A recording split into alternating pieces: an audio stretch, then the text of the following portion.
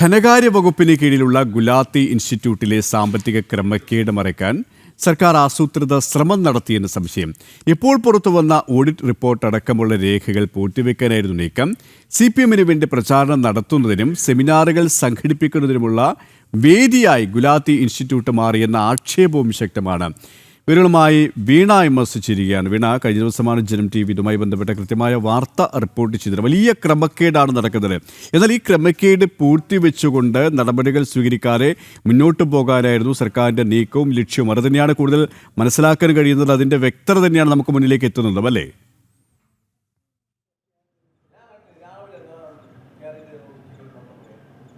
തീർച്ചയായും KP അത് തന്നെയാണ്. കാരണം ധനകാര്യ സ്ഥാപനത്തിന് കീഴിലുള്ള ധനകാര്യമന്ത്രി KN ബാലഗോപാൽ ചെയർമാനായ ഒരു കുസാറ്റിന് കീഴിലുള്ള യൂണിവേഴ്സിറ്റിയുടെ നിയമങ്ങൾ ബാധകമായിട്ടുള്ളൊരു റിസർച്ച് സെൻറ്റർ കൂടിയാണ് ഈ ഗുലാത്തി ഇൻസ്റ്റിറ്റ്യൂട്ട് എന്ന് പറയുന്നത്.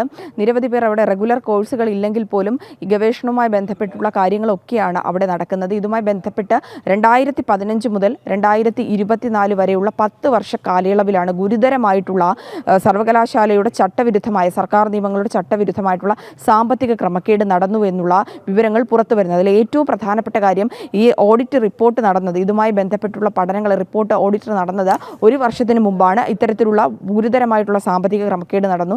ജീവനക്കാർക്കടക്കം പലതരത്തിലുള്ള ആനുകൂല്യങ്ങളിൽ പെടുത്തിക്കൊണ്ട് കോവിഡ് കാലത്തടക്കം DA കുടിശ്ശിക കേന്ദ്ര സർക്കാർ നിർത്തലാക്കിയിരുന്ന ആ സാഹചര്യങ്ങളിൽ പോലും അവിടെ ജോലി ചെയ്യുന്ന 13 പേർക്ക് കൃത്യമായ ഇത്തരത്തിലുള്ള തുക നൽകിയിരുന്നു.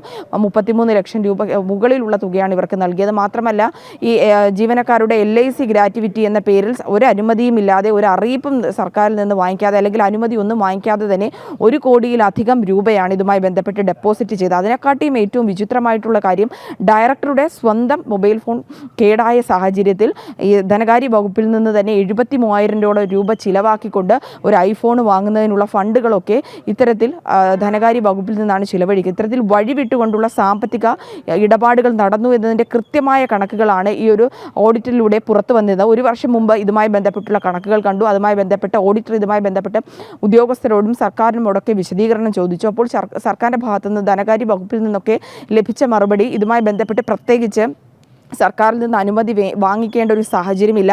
ഇത് ധനമന്ത്രി KN ബാലഗോപാൽ ചെയർമാനായൊരു സ്ഥാപനമാണ്. അതിനാൽ തന്നെ അതുമായി ബന്ധപ്പെട്ടുള്ള ധനമന്ത്രിയുടെ ധനകാര്യ വകുപ്പിൻ്റെയും അനുമതി മതി എന്നുള്ളൊരു ന്യായീകരണമാണ് നിരത്തിയത്. എന്നാൽ ഇതുമായി ബന്ധപ്പെട്ട് തുടർ നടപടികളുമായി ബന്ധപ്പെട്ട് ഓഡിറ്റർ അടക്കമുള്ള സർക്കാരിനെ സമീപിച്ചപ്പോൾ ഇതുമായി ബന്ധപ്പെട്ടുള്ള യാതൊരു നടപടിയും ഉണ്ടായില്ല. ഇത് ആസൂത്രിതമായി പൂഴ്ത്തി വയ്ക്കുന്ന ഒരു ശ്രമമാണ് നടന്നതെന്നുള്ള വിവരങ്ങളാണ് പുറത്തു വരുന്നത്. തുടർന്നാണ് സേവ് യൂണിവേഴ്സിറ്റി ക്യാമ്പയിൻ സമിതിയുടെ നേതൃത്വത്തിൽ നിയമ നടപടിയുമായി മുന്നോട്ട് പോകാൻ തയ്യാറായത്. കഴിഞ്ഞ ദിവസം ഇതുമായി ബന്ധപ്പെട്ട് ഗവർണർക്കും മുഖ്യമന്ത്രിക്കുമൊക്കെ പരാതി നൽകിയിരിക്കുന്നു. 13 ജീവനക്കാരാണ് അവിടെ ഉള്ളത്. ഈ ഡയറക്ടർ അടക്കം ഇത്തരത്തിലുള്ള ജീവനക്കാർ വഴിവിട്ട് ഇത്തരത്തിലുള്ള ധനവകുപ്പിൽ നിന്ന് ഇത്തരത്തിൽ അശാസ്ത്രീയമായി ചട്ടവിരുദ്ധമായിട്ട് ഇവർക്ക് വലിയ തുകകൾ നൽകിയത്. ഇവരിൽ നിന്ന് തന്നെ ഈ പണം കൈപ്പറ്റി ആരാണോ അവരിൽ നിന്ന് തന്നെ പണം പിരിച്ചെടുക്കണം എന്നുള്ളൊരു ആവശ്യം കൂടിയാണ് സേവ് യൂണിവേഴ്സിറ്റി ക്യാമ്പയിൻ മുന്നോട്ട് വയ്ക്കുന്നത്. അവർ നിയമ നടപടിയുമായി മുന്നോട്ട് പോകുമെന്നാണ് പറയുന്നത്. നിലവിൽ ഇതുമായി ബന്ധപ്പെട്ട് ഈ റിസർച്ച് പരമുള്ള ഗവേഷണ പഠനങ്ങൾ മാത്രമാണ് ഗുലാത്തി ഇൻസ്റ്റിറ്റ്യൂട്ടിൽ നടക്കുന്നത്. എന്നാൽ അതുമായി ബന്ധപ്പെട്ട് ഇപ്പോൾ CPM-ന്റെ അനുഭാവികളായിട്ടുള്ളവരാണ് ഈ ഡയറക്ടർ മുതൽ മറ്റ് ഗവേഷകരായിട്ടുള്ള ഉദ്യോഗസ്ഥരായിട്ടുള്ള താഴെ തട്ടിലുള്ള ജീവനക്കാരടക്കം പ്രവർത്തിക്കുന്നത് എന്നുള്ളതാണ് CPM-ന്റെ പ്രചാരണത്തിനും അതുപോലെ തന്നെ CPM-നെ പരിപോഷിപ്പിക്കുന്ന തരത്തിലുള്ള സെമിനാറുകൾ മാത്രമാണ് ഗുലാത്തി ഇൻസ്റ്റിറ്റ്യൂട്ടിൽ നിലവിൽ നടക്കുന്നതെന്നുള്ള ആരോപണവും ശക്തമാവുകയാണ്.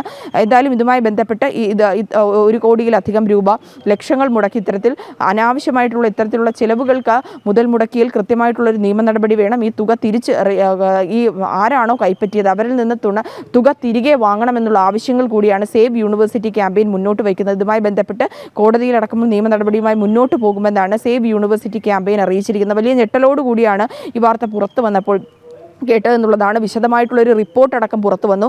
ഏതൊക്കെ രീതിയിലാണ്, ഏതൊക്കെ തരത്തിലാണ് ഇത്തരത്തിൽ ലക്ഷങ്ങൾ മുടക്കിയെന്നുള്ളത്. 1-2 വർഷത്തെയല്ല, ഈ സർക്കാർ ഭരിച്ച ഈ 10 വർഷ കാലയളവിൽ നടന്ന വലിയ തരത്തിലുള്ള വഴിവിട്ട സാമ്പത്തിക ചിലവുകളുടെ ഗുരുതരമായിട്ടുള്ളൊരു കണ്ടെത്തലാണ് ഈ ഓഡിറ്റ് റിപ്പോർട്ടിലൂടെ പുറത്തു വന്നത്. KP തന്നെയാണ്, വലിയ ക്രമക്കേട് തന്നെയാണ് പുറത്തു വന്നത് ഓഡിറ്റ് റിപ്പോർട്ടിലൂടെ. എന്നാൽ അത് മറച്ചുവെച്ച് കുറ്റക്കാരെ സംരക്ഷിക്കുന്ന ആ രീതിയിൽ മുന്നോട്ട് പോകാനുള്ള ഒരു നീക്കം തന്നെയാണ് സംസ്ഥാന സർക്കാർ, ഇടതുപക്ഷ സർക്കാർ നടത്തിക്കൊണ്ടിരിക്കുന്നത്.